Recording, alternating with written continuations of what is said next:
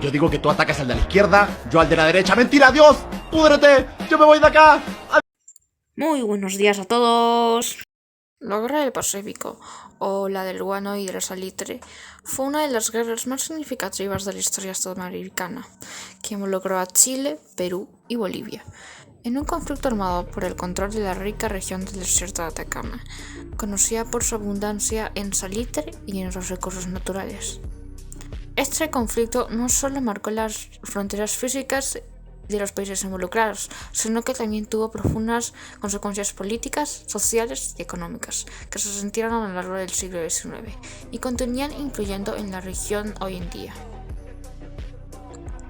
Durante este periodo, el salitre se convirtió en un producto social para la economía global, lo que le convirtió en el eje de muchas disputas. Chile tenía fuertes intereses en el desierto de Atacama, y sus empresas estaban invirtiendo en la explotación del salitre, mientras que Bolivia, que controlaba el departamento de Antofagasta, y Perú, que tenía reclamos territoriales sobre esa misma zona. Bolivia, además, estaba bajo una presión económica interna, debido a su deuda externa y la falta de recursos financieros, lo que llevó a implementar una política fiscal más agresiva. El 6 de agosto de 1874, Bolivia y Chile firmaron un tratado donde las empresas chilenas pudiesen explotar recursos naturales en la región de Antofagasta y otras zonas disputadas, bajo la condición de que pagaran impuestos a Bolivia. Sin embargo, debido a la crisis económica que estaba pasando Bolivia, decidieron subir los impuestos a estas empresas, un total error, ya que esto violaba el artículo del tratado que decía: los derechos de exportación que se impongan sobre los minerales explotados en la zona de terreno de que hablan los artículos procedentes no excederán la cuota de la que actualmente se cobra, y las personas, industrias y capitales chilenos que quedarán sujetos a más contribuciones de cualquier clase que sean que las que presente existen. La estipulación contenida en este artículo durará por el término de 25 años. En 1878, el gobierno boliviano decidió nacionalizar las propiedades extranjeras, incluyendo las chilenas, y aumentó los impuestos sobre las explotaciones salitreras. Este fue un catalizador para el conflicto, pues Chile vio este acto como una amenaza directa a sus intereses económicos y, sobre todo, a su poder en la región. Antes de continuar, quisiera hablarles del Tratado de Alianza Defensiva, o también llamado Tratado Secreto de 1873, firmado entre Perú y Bolivia el 6 de febrero de 1873. Comprometió a garantizar la defensa mutua de ambos países frente a agresiones externas. Esto sería importante, y que aunque Perú inicialmente trató de mantener una postura neutral, las presiones internas y externas lo llevaron a alinearse con Bolivia. La invasión de Antofagasta y la declaración de guerra. En febrero de 1879, después de que Bolivia tomara medidas contra las empresas chilenas en Antofagasta, Chile decidió declarar la guerra. Este fue un paso crucial que transformó una disputa económica en un conflicto armado entre tres países. Chile movilizó rápidamente su ejército y comenzó con la ocupación de Antofagasta, un puerto estratégico en el que Bolivia tenía su único acceso al Océano Pacífico. Esta ocupación fue el primer acto de guerra. Chile argumentó que la ocupación de Antofagasta fue una respuesta legítima a la violación del Tratado de 1874 por parte de Bolivia, quien había impuesto impuestos elevados a las empresas chilenas en esa zona. La ocupación se produjo en la ciudad de Antofagasta, en el actual norte de Chile, tras un aumento de tensiones económicas y diplomáticas. Un dato a no olvidar hubo una posibilidad que Argentina entrara a la guerra debido a que ninguno de los países estaba preparado para una guerra, ni financiera ni militarmente. Ningún país tenía un estado mayor organizado, ni suficientes ambulancias, ni servicios de abastecimiento. Sus naves de guerra se encontraban en pésimo estado. En la mañana del 21 de mayo de 1879, las fuerzas navales chilenas, al mando del capitán Arturo Prat, se encontraron con la flota peruana comandada por Miguel Grau. La batalla de Iquique. El combate comenzó con el Huáscar, una poderosa fragata blindada peruana. Atacó a la Esmeralda, un barco chileno ligero y ágil. A pesar de estar en desventaja, la Esmeralda intentó repeler el ataque con una valiente resistencia. Sin embargo, y el Huáscar era mucho más grande y mejor armado, por lo que la Esmeralda sufrió daños considerables. En un acto de valentía, el capitán Bragg decidió abordar el Huáscar junto con una tripulación, buscando una maniobra desesperada para cambiar el rumbo de la batalla.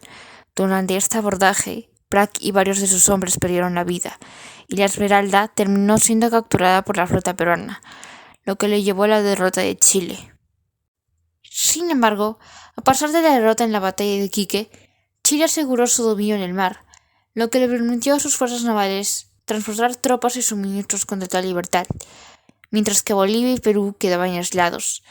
El control marítimo fue crucial, ya que le permitió a Chile mantener el suministro de recursos a su ejército y bloquear cualquier intento de refuerzos desde el extranjero. La guerra terrestre, la caída de ciudades y el avance chileno. En el ámbito terrestre, las fuerzas chilenas avanzaron con rapidez hacia el sur del Perú. Este avance fue posible gracias a la superioridad numérica y militar que Chile pudo desplegar, lo que le permitió tomar el control de importantes ciudades y territorios clave. A medida que las tropas chilenas se internaron en el desierto de Atacama y continuaron hacia el norte del Perú, la resistencia de las fuerzas bolivianas y peruanas se fue desmoronando, marcando el inicio de una serie de caídas de ciudades que terminaron por sellar la victoria chilena en la guerra. El avance chileno continuó con la ocupación de Antofagasta en 1879, una de las primeras victorias decisivas en la guerra terrestre. La ciudad, que había sido ocupada por las fuerzas bolivianas, fue tomada por Chile con relativa facilidad, lo que dejó a Bolivia sin acceso al mar y la privó de uno de los puertos más importantes. Esta conquista no solo tuvo un impacto estratégico crucial, sino que también desmoronó una de las principales fuentes de ingreso y poder de Bolivia, debilitando aún más su capacidad para resistir el avance chileno. La caída de Antofagasta marcó el comienzo de una serie de victorias que permitirían a Chile consolidar su dominio sobre el desierto de Atacama y sus territorios ricos en recursos naturales. Tras la ocupación de Antofagasta, el siguiente objetivo chileno fue Tacna, ubicado en el sur de Perú. A pesar de los esfuerzos de las fuerzas peruanas por resistir el avance chileno, la superioridad numérica y militar de Chile, sumada a la falta de cohesión y unidad en el ejército peruano, resultaron en la caída de la ciudad en 1880.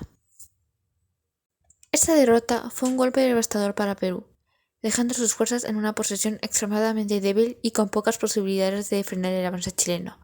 Con Tacna bajo el control chileno, la victoria de Chile parecía cada vez más inevitable, consolidando su dominio en la región y acercándose a la derrota final de las fuerzas peruanas.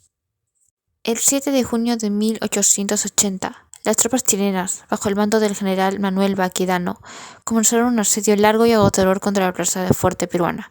A pesar de los esfuerzos de la defensa peruana, que contaba con posiciones estratégicas y un fuerte contingente de tropas, la superioridad de Chile en términos de recursos, armamento y números hizo que la caída de Arica fuese casi inevitable. Finalmente, tras el fracaso de la defensa peruana y la rendición de las últimas fuerzas en la ciudad, Arica fue tomada por las fuerzas chilenas. Esta victoria no solo permitió a Chile consolidar su control sobre el litoral peruano, sino que también significó el fin de la resistencia organizada en el sur del Perú. Con Arica bajo su control, Chile aseguró el dominio de toda la región costera, dejando a Perú en una posición aún más vulnerable y con pocas opciones de recuperar el territorio perdido.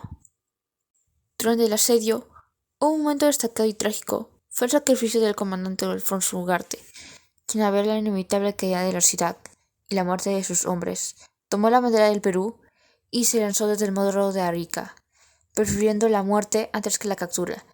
Este acto se convirtió en un símbolo de resistencia y valentía de los defensores peruanos, aunque no logró evitar la derrota. Tras la caída de Arica, las fuerzas chilenas, fortalecidas por sus victorias anteriores, continuaron su avance hacia el corazón del Perú. El siguiente objetivo fue la campaña de Lima, que comenzó a principios de 1881. El ejército chileno, bajo el mando del general Manuel Baquedano, se dirigió hacia la capital peruana, enfrentándose a las fuerzas peruanas que intentaban reorganizarse y defender la ciudad. La batalla de San Juan, 13 de enero de 1881, fue una de las más cruciales en este contexto. Las fuerzas peruanas, comandadas por el general Ciriaco Casanova, intentaron detener el avance chileno en las colinas cercanas de San Juan de Miraflores, el sur del Perú. A pesar de la feroz resistencia peruana y el terreno favorable para las fuerzas locales, la superioridad numérica y la mejor organización del ejército chileno resultaron en una victoria decisiva. Las fuerzas chilenas, tras un intenso combate, lograron romper las líneas peruanas y continuar su marcha hacia Lima. No mucho después, las fuerzas chilenas se enfrentaron a la batalla de Chorrillos, el 13 de enero de 1881, una serie de duros combates en las afueras de Lima. Las tropas peruanas, al mando del general Andrés Avelino Cáceres, conocido como el Brujo de los Andes, intentaron resistir el avance chileno, pero no pudieron detener el empuje de un ejército mejor entrenado y equipado. La victoria chilena en Chorrillos dejó a Lima prácticamente indefensa, ya que las fuerzas peruanas fueron desplazadas de sus posiciones claves. Posteriormente, el 15 de enero de 1881, tuvo lugar la batalla de Miraflores, al sur de Lima. Esta fue la última gran resistencia organizada de las fuerzas peruanas antes de la ocupación de la capital. Las tropas peruanas, lideradas por el general José de la Cruz y reforzados por algunos voluntariados locales, intentaron detener el avance chileno en las laderas de Miraflores, un barrio costero de Lima. A pesar de una fuerte resistencia, las fuerzas chilenas, una vez más, lograron romper las líneas y obtener una victoria decisiva, lo que dejó a Lima sin defensa efectiva.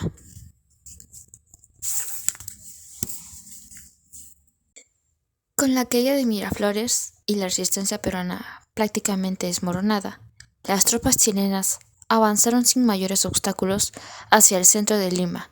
El 17 de enero de 1881, las fuerzas chilenas ocuparon la capital peruana, marcando el final de la resistencia organizada en el país. La ocupación de Lima no solo fue un golpe militar decisivo, sino que también tuvo un gran impacto psicológico, ya que la capital del Perú, el corazón del Perú, cayó en manos enemigas. La guerra no terminó, ya que las fuerzas peruanas, aunque debilitadas, continuaron resistiendo a través de guerrillas y operaciones militares en el interior del país. La campaña de Breña fue la última gran resistencia organizada de los peruanos contra las fuerzas chilenas y tuvo lugar entre 1881 y 1883, principalmente en la región andina, en las montañas cercanas a Breña, una área estratégica ubicada entre Lima y Ayacucho. La campaña de Breña fue liderada por Andrés Avelino Cáceres, que se convirtió en el principal comando de la resistencia después de la caída de Lima. Cáceres organizó un ejército irregular compuesto por soldados peruanos y civiles, que se refugiaron en las montañas y adoptaron tácticas de guerrilla para hostigar a las fuerzas chilenas. La batalla de Huamachuco, librada en julio de 1882, fue la primera gran confrontación dentro de la campaña de Breña. Después de la ocupación de Lima, las fuerzas chilenas, bajo el mando del general Manuel Baquedano, intentaron asegurar el control total de las áreas rurales y las montañas. Sin embargo, Cáceres logró reunir una fuerza considerable, con un ejército aproximadamente de 2.000 hombres. Luchó contra las tropas chilenas, que eran superiores en números. En la batalla, las fuerzas peruanas adoptaron tácticas de guerrilla, lo que les permitió resistir y hacer frente a todos los soldados chilenos, quienes, a pesar de su experiencia, no pudieron contener la tenaz resistencia peruana. Aunque la batalla terminó con una victoria chilena, el ejército peruano no fue aniquilado, y Cáceres logró escapar con una parte de sus tropas, lo que le permitió seguir operando en las montañas. Tras la resistencia de la campaña de Breña, la guerra terminó oficialmente con el Tratado de Ancón, el 9 de agosto de 1883. Según este acuerdo, Perú cedió a Chile las provincias de Tacna y Arica. Aunque Tacna quedaría bajo la administración chilena durante 10 años, tras los cuales se realizaría un plebiscito para decidir su soberanía. Además, Perú aceptó pagar indemnizaciones de la guerra. Este tratado consolidó el control chileno sobre el desierto de Atacama y las valiosas reservas de salitre, mientras que Perú perdió territorios estratégicos. Aunque pudo recuperar Tacna en 1929, el acuerdo dejó a Chile como la potencia dominante en la región, mientras que Perú sufrió una gran derrota. Aunque la guerra concluyó oficialmente, sin resolver todas las tensiones entre los países involucrados.